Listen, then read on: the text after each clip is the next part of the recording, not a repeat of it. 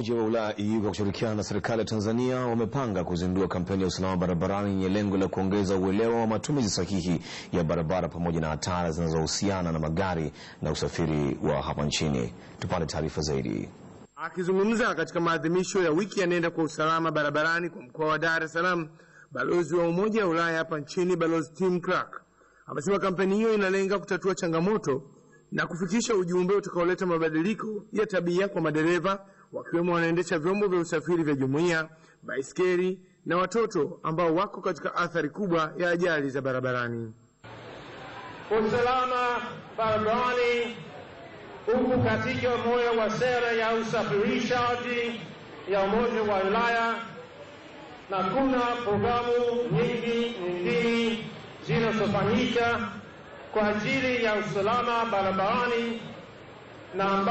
ambazo zinazopata misaada ya kifedha kutoka Umoja wa Ulaya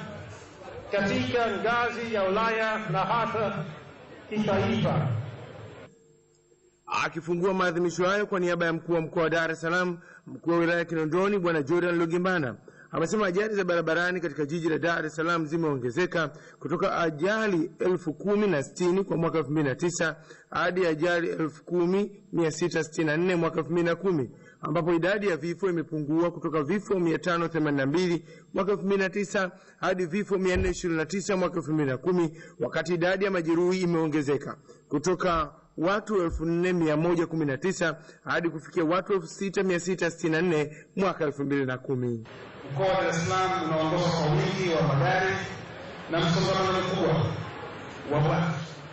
na hata kusababisha kuona ajali nyingi za barabarani kuliko mikoa mingine hapa nchini.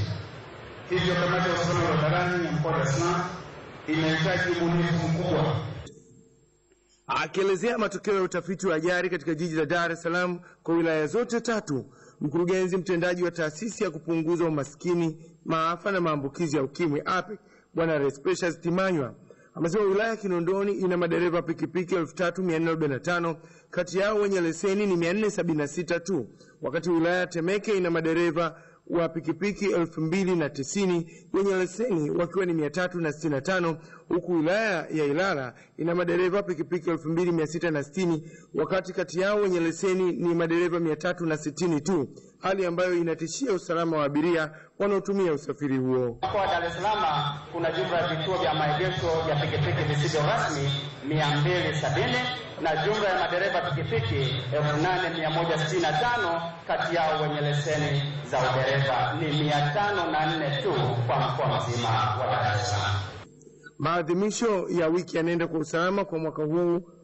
wa 2011 kitaifa yanafanyika mkoani Kagera, ambapo kauli mbiu ya mwaka huu ni usalama unahitaji juhudi za kila mmoja wetu. Kutoka Dar es Salaam, Henry Mabumo, ITV.